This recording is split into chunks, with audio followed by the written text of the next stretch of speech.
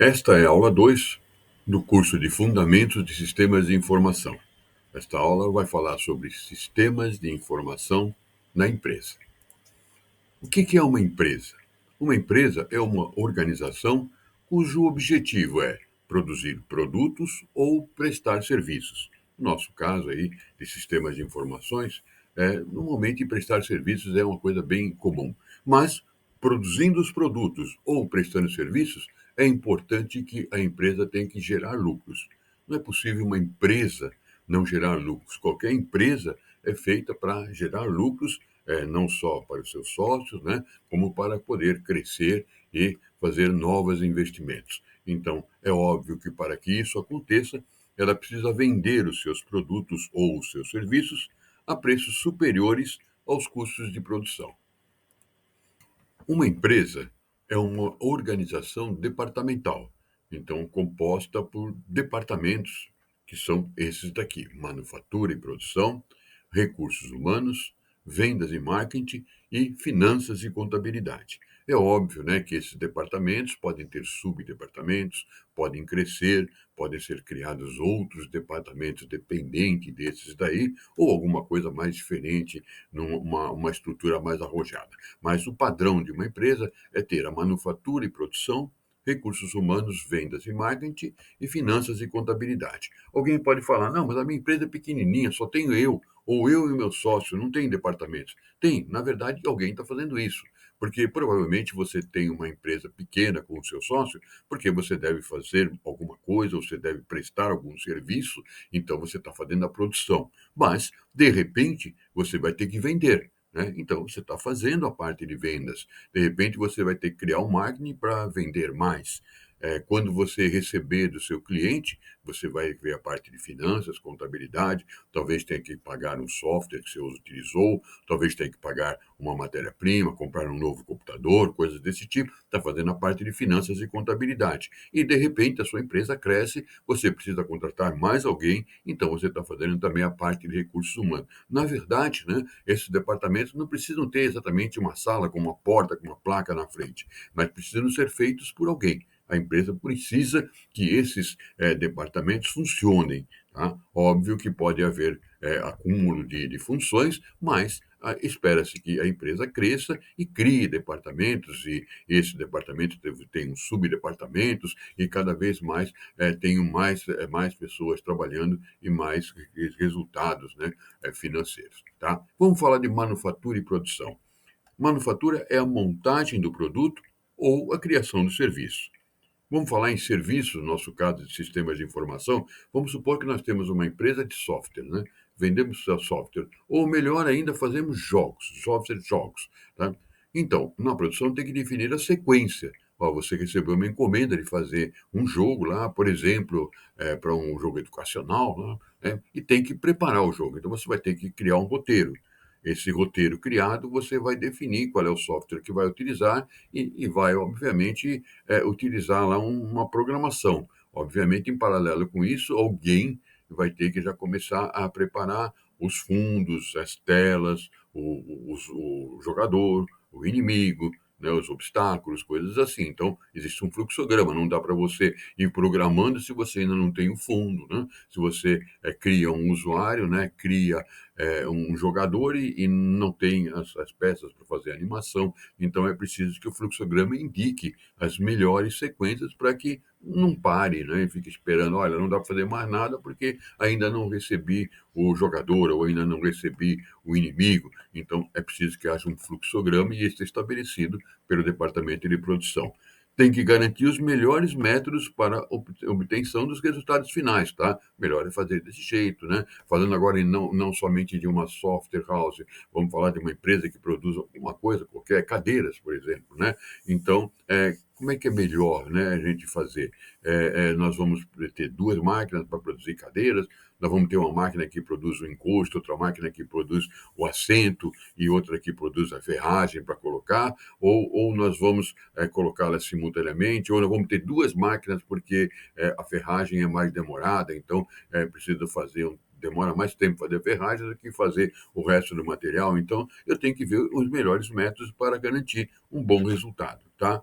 E, obviamente, verificar e garantir a qualidade dos produtos. Hoje é fundamental, né, se garantir a qualidade do produto. Não dá para entregar um produto e deixar lá por conta do usuário. Gostou, gostou, não gostou, você não compra mais, né? Não existe mais isso. Hoje você tem que garantir a qualidade e antes de você entregar, você tem que ter certeza que está entregando aquilo que prometeu. Então, essas são as funções básicas de manufatura e produção.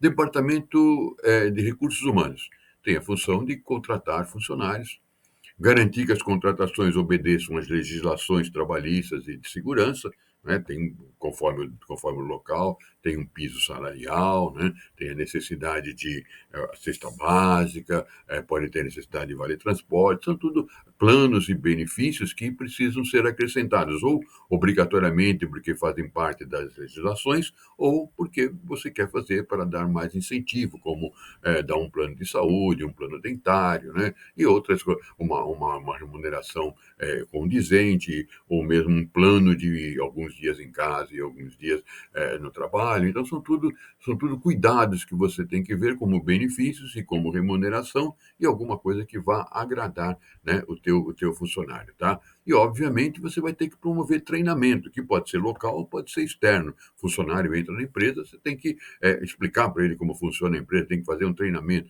Mas imagina que você está fazendo software, né? E de repente você vê que, lá, que o teu concorrente está conseguindo entregar o software mais rápido.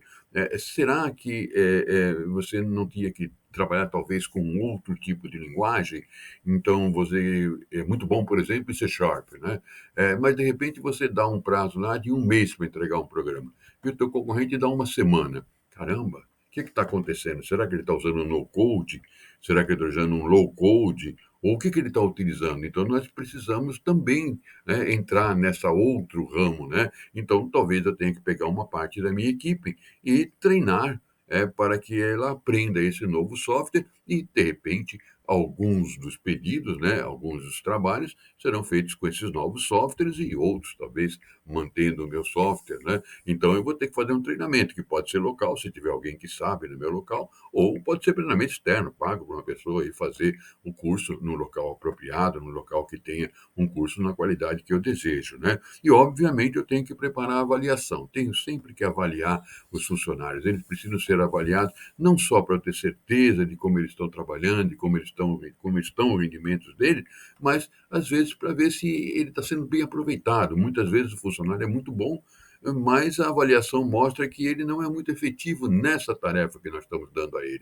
Quem sabe se colocar outras tarefas, ou colocá-lo em outra equipe, ou em outro departamento, será que eu não aproveito melhor? Isso vai aparecer na hora que eu fizer uma avaliação e observar que, embora ele seja muito bom num determinado aspecto, no outro ele não é tão bom. Então, vamos colocá-lo mais nesse local onde ele é melhor. Tá? Então, é muito importante que haja a avaliação. Tá?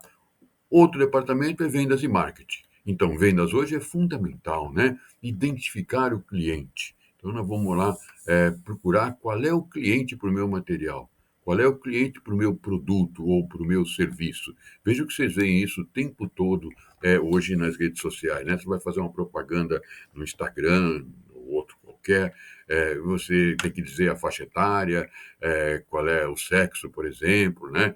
Ou qual a renda salarial, ou qual o nível de interesses, para você identificar o teu cliente, aquele que provavelmente comprará o seu produto e vender, né, e jogar propaganda para ele, não uma propaganda para quem não não vai comprar o seu produto. Como eu gosto de falar sempre, né? Há 10 anos atrás, 15 anos atrás, você fazia uma propaganda no Jornal Nacional e saía vendendo de monte, né? Hoje nem se assiste mais Jornal Nacional, né? Então não adianta jogar uma propaganda no genérico, ainda que possa custar muito caro, né? Que não vai obrigatoriamente pegar o teu cliente. Você precisa procurar qual é o seu cliente, tá?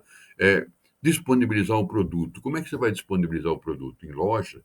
No caso nosso, é normalmente online, né? Hoje, as vendas online estão tomando conta de quase tudo, mas, obviamente, algumas coisas precisam ser em lojas, né? Ou podem ser em paralelo em lojas e online, mas isso o departamento de marketing vai determinar. E, obviamente, o departamento de marketing tem que fazer o pós-venda.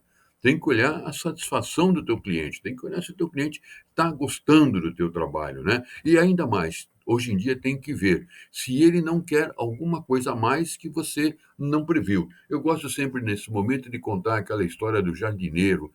Um jardineiro que olhou lá um jardim de um cliente, né? E olhou, olha, ligou para ele, olha, eu sou jardineiro e eu vi o seu jardim, e eu gostaria que fazer uma incrementação nele, trocar. Lá no canto você tem umas árvores que já são um pouco ultrapassadas. Eu tenho umas árvores mais legais, agora mais bonitas, mais ecológicas, e vou colocar naquele cantinho mais colorida, aquele outro pedaço que está só com grama, quem sabe se a gente coloca grama e também uns outros elementos que deixam ele mais colorido, chama atenção. Não interessa para o senhor eu fazer umas mudanças no seu jardim e deixar ele muito mais bonito? Aí a pessoa do outro lado falou: não, não, muito obrigado, eu estou contente com o meu jardineiro, ele está trabalhando direitinho, sem problema. Não, mas olha bem, eu posso também, né, produzir talvez tudo por um preço um pouco diferenciado, mas eu tenho aí um outro tipo de material, um material mais bonito, que vai deixar o seu jardim uma coisa totalmente diferente. Você vai se assustar quando chegar lá, vai ter coisa lá que você nem imagina de tão bonito que vai ficar. Aí, de novo, né, a pessoa lá do outro lado falou: não, não, senhor, eu não estou interessado, eu estou contente do jeito que está, e assim eu vou ficar. Muito obrigado pela sua atenção. Bom, o jardineiro desligou, né? E a pessoa que estava do lado do jardineiro falou: mas você é chato mesmo, hein? O cara estava dizendo que não queria nada e você insistindo, né? Por que você fez isso? É muito simples. Eu sou o jardineiro dele. Eu queria saber se ele estava contente com o meu serviço, se ele não queria um outro tipo de árvore. De repente, ele até queria outras aves, queria até algum tipo de vegetação lá que eu não previ, e outra pessoa oferece, e ele vai lá e aceita o serviço de outra pessoa, e eu perco o meu serviço. Então, eu quero ver se eu estou satisfazendo o cliente e eu quero saber quais são os desejos deles para evitar que outras pessoas cheguem lá e ofereçam para ele os desejos dele, ao invés de eu oferecer. Percebeu a diferença? Né? Então, isso é você ver o que o teu cliente deseja, você vê como é que você pode surpreender o seu cliente. Então, isso faz parte, né? É um exemplo muito típico de vendas e marketing. Você está fazendo marketing, né? Você está vendo se teu cliente está contente e se ele está sendo contente, surpreendido, porque se ele não for surpreendido, alguém pode surpreendê-lo. E essa pessoa que surpreendê-lo pode acabar levando ao cliente, né? E você, sem ter reclamação, de repente a pessoa lá não tinha reclamação sobre o trabalho do jardineiro, mas ele, estava bom, estava indo, né? De repente apareceu um outro que ofereceu um monte de coisa mais bonita, ele optou pelo outro, tá? Então, isso é importante, ver as necessidades e ver os desejos do cliente, tá? O outro departamento é finanças e contabilidade, tá?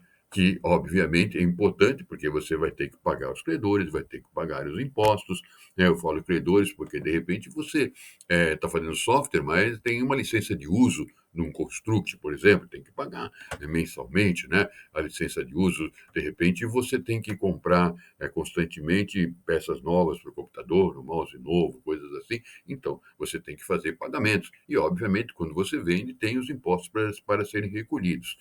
Tem que se criar relatórios financeiros, por menor que você seja, precisa, mas, obviamente, se você tiver funcionários e tiver mais pessoas trabalhando, você vai ter que, no final do ano, entregar os relatórios de vencimentos para que ele possa usar para o imposto de renda, né?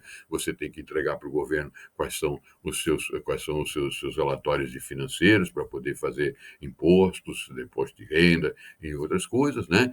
E, obviamente, de repente, precisa também gerir os recursos, né? Porque você precisa comprar comprar uma matéria-prima nova, mas o cliente ainda não chegou na data dele pagar. Então vamos ter que esperar ele pagar para comprar? Não, de repente eu preciso da matéria-prima, então talvez eu tenha que fazer um financiamento bancário, tem os juros, eu vou ter que incluir isso nas próximas vendas. Então tudo isso é o fluxo de caixa que precisa ser controlado por finanças e contabilidade, né? E, obviamente, finanças e contabilidade é aquele departamento que vai garantir a sobrevivência financeira da empresa, tá bom? Essa foi a primeira partezinha da aula que fala da organização departamental. Em seguida, nós vamos fazer uma segunda parte aí